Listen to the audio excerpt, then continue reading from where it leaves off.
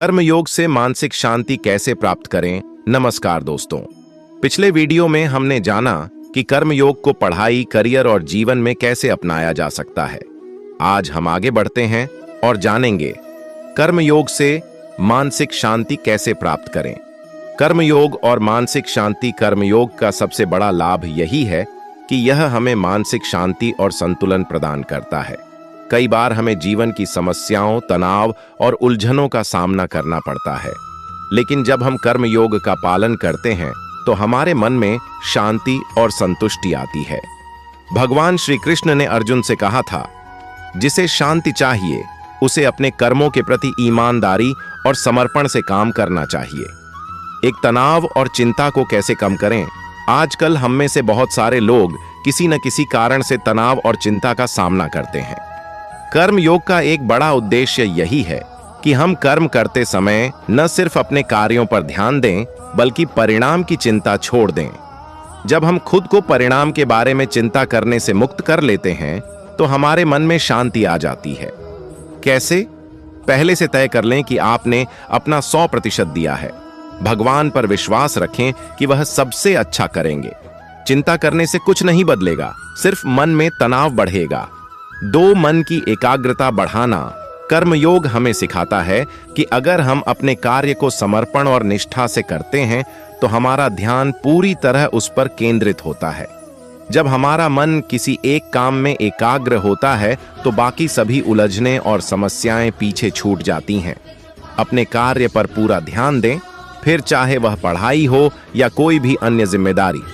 मानसिक शांति तभी प्राप्त होती है जब हम खुद को किसी भी स्थिति में शांत रखने का अभ्यास करते हैं। 3 कर्म में आनंद खोजें। कर्म योग का एक और महत्वपूर्ण पहलू है अपने कर्मों में आनंद ढूंढना। आप जो भी काम करें उसे आनंद के साथ करें। यदि हम कर्म को बोझ के रूप में लेते हैं तो मानसिक शांति दूर हो जाती है, लेकिन जब हम उसे खुशी और संतोष के साथ करते हैं तो हम खुद को तनाव से मुक्त पा सकते हैं। न केवल अपने कार्य से खुश रहें, बल्कि दूसरों की मदद भी करें, क्योंकि यह भी कर्मयोग का हिस्सा है। 4 स्वस्थ मानसिकता के लिए निष्कलंक कर्म करें। कर्मयोग का उद्देश्य यह नहीं है कि हम केवल अपने लिए काम करें। कर्मयोग में यह भी शामिल है कि हम दूसरों के भले के लिए काम करें, बिना किसी स्वार्थ के। जब हम दूसरों की मदद करते हैं तो न केवल उनका भला होता है, बल्कि हमारे मन में भी शांति और संतुष्टि का अनुभव होता है। निष्ठा से काम करने का मतलब है अपना कर्म खुद के लिए नहीं, बल्कि समाज के लिए करना। निष्कर्ष, मानसिक शांति का रास्ता। मानसिक शांति का मार्ग यही है कि हम अपने कर्मों को पूरी ईमानदारी, निष्ठा और समर्पण से करें। कर्म योग का सार है फल की चिंता छोड़कर अपने काम में पूरी तरह से एकाग्र और संतुष्ट रहना। जब हम कर्म करने के बाद परिणाम को भगवान पर छोड़ देते हैं तो हम मानसिक शांति पा सकते हैं। दोस्तों, आज हमने जाना कि कर्मयोग के माध्यम से मानसिक शांति कैसे प्राप्त की जा सकती है। याद रखें, सच्ची शांति तभी मिलती है जब हम अपने कर्मों को बिना अपेक्षा और पूरी ईमानदारी से करते हैं। अगर आपको यह वीडियो पसंद आया हो तो कमेंट में जय श्री कृष्णा जरूर लिखें। वीडियो को लाइक करें और चैनल को सब्सक्राइब करें। अगले वीडियो में हम जानेंगे कर्मयोग से कैसे आत्म संयम विकसित करें। जय श्री कृष्णा। कर्मयोग से आत्म संयम कैसे विकसित करें। नमस्कार दोस्तों, जय श्री कृष्णा। पिछले वीडियो में हमने जाना कि कर्मयोग के माध्यम से मानसिक शांति कैसे प्राप्त की जा सकती है। आज हम इस श्रृंखला में एक और महत्वपूर्ण विषय पर बात करेंगे, कर्मयोग से आत्म संयम कैसे विकसित करें। आत्म संयम क्यों जरूरी है? दोस्तों, आज के समय में सबसे बड़ी समस्या है गुस्सा, अधैर्य, इच्छाओं पर नियंत्रण न होना। हम जानते हैं क्या सही है, फिर भी मन हमें गलत दिशा में ले जाता है। यही कारण है कि भगवान श्री कृष्ण ने गीता में आत्म संयम को जीवन की कुंजी बताया। श्री कृष्ण का संदेश, श्री कृष्ण कहते हैं, जिसने अपने मन को जीत लिया वही सच्चा विजेता है। कर्मयोग हमें सिखाता है कि हम मन के गुलाम न बने, बल्कि मन को अपना साथी बनाएं। एक इच्छाओं पर नियंत्रण कैसे करें? कर्मयोग का पहला नियम है, आवश्यक कर्म करो, लेकिन अनावश्यक इच्छाओं से दूर रहो। हर इच्छा को पूरा करना जरूरी नहीं। इच्छाओं की अंधी दौड़ मन को अशांत बनाती है। सीमित इच्छाएं, अब शांत मन। जब हम कर्म करते हैं बिना लालच और बिना अपेक्षा के, तो आत्म संयम अपने आप विकसित होने लगता है। 2, गुस्से पर नियंत्रण।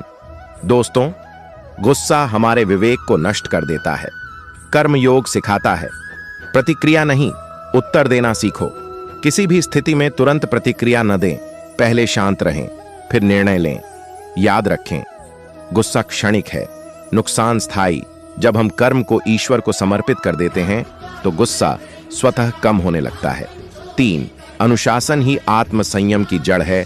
आत्म संयम कोई एक दिन में नहीं आता, यह एक अभ्यास है। समय पर उठना, अपने कर्तव्यों को ईमानदारी से निभाना, अपने शब्दों और कर्मों पर नियंत्रण रखना, यही छोटे छोटे कर्म आत्म संयम को मजबूत बनाते हैं। साक्षी भाव अपनाएं। कर्म योग हमें सिखाता है खुद को परिस्थितियों से अलग करके देखना। जब सुख आए अहंकार न करें, जब दुख आए टूटे नहीं। खुद से कहें, मैं केवल अपना कर्म कर रहा हूं, परिणाम ईश्वर पर छोड़ दें। यही भाव मन को स्थिर और संयमित बनाता है। निष्कर्ष, आत्म संयम का रहस्य, आत्म संयम जबरदस्ती नहीं आता, यह निष्काम कर्म से विकसित होता है। जब मन कर्म में व्यस्त होता है तो विकारों से दूर रहता है। कर्म योग एंट्रेंस कर्म प्लस संयम प्लस समर्पण। अंतिम संदेश, दोस्तों, जो व्यक्ति अपने मन को नियंत्रित कर लेता है उसके लिए जीवन की कोई भी परिस्थिति कठिन नहीं होती। अगर यह वीडियो आपको पसंद आया हो, कमेंट में जय श्री कृष्णा लिखें, वीडियो को लाइक करें, चैनल को सब्सक्राइब करें। अगले वीडियो में हम जानेंगे कर्म योग से जीवन में सफलता और संतुलन कैसे पाएं। जय श्री कृष्णा। कर्म योग से जीवन में सफलता और संतुलन कैसे पाएं। नमस्कार दोस्तों, जय श्री कृष्णा। पिछले वीडियो में हमने देखा था कि कर्म योग से आत्म संयम कैसे विकसित करें। आज हम इस वीडियो में आगे बढ़ते हैं और जानेंगे कर्म योग से जीवन में सफलता और संतुलन कैसे पाएं। कर्म योग और जीवन की सफलता। दोस्तों, कर्म योग केवल मानसिक शांति और आत्म संयम से जुड़ा नहीं है, यह हमारे जीवन की सफलता और संतुलन से भी गहरे रूप से जुड़ा है। कर्म योग का उद्देश्य केवल कर्म करने का नहीं, बल्कि सही कर्म करना और उसे ईमानदारी से करना है। जब हम अपने कर्मों को ईश्वर को समर्पित करके करते हैं तो हम अपने जीवन में सच्ची सफलता प्राप्त कर सकते हैं। एक सफलता का सही अर्थ क्या है? सफलता का मतलब केवल बाहरी चीजें नहीं है, पैसा, पद या प्रसिद्धि।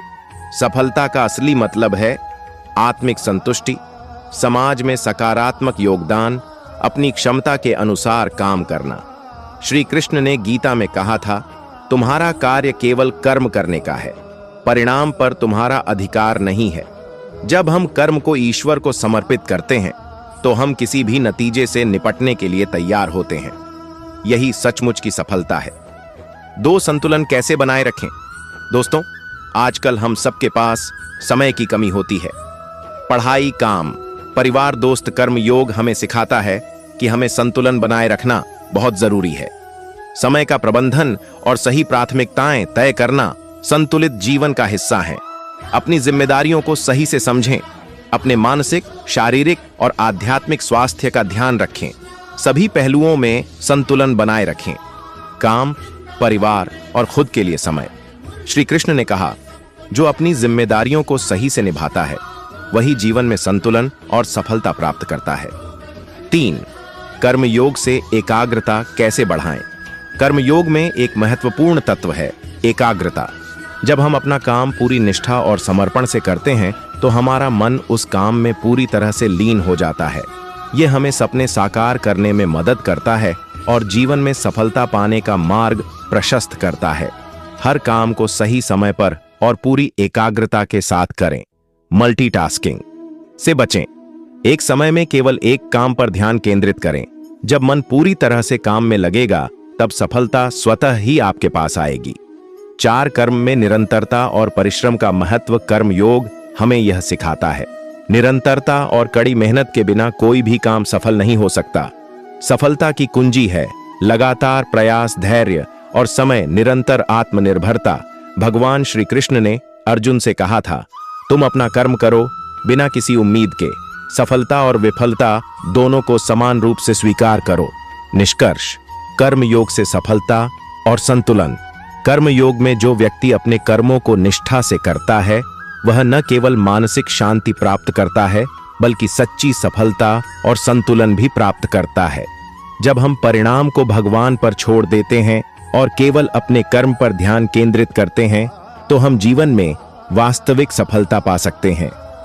अंतिम संदेश दोस्तों, सच्ची सफलता सिर्फ बाहरी उपलब्धियों में नहीं बल्कि भीतर की शांति और संतुलन में है। जब हम अपने कर्मों को पूरी निष्ठा से करते हैं तो हम जीवन में सच्चे विजेता बन सकते हैं। अगर यह वीडियो आपको पसंद आया हो तो कमेंट में जय श्री कृष्णा जरूर लिखें, वीडियो को लाइक करें और चैनल को सब्सक्राइब करें। अगले वीडियो में हम जानेंगे कर्म योग से आत्मनिर्भरता और संतुष्टि कैसे प्राप्त करें। जय श्री कृष्ण।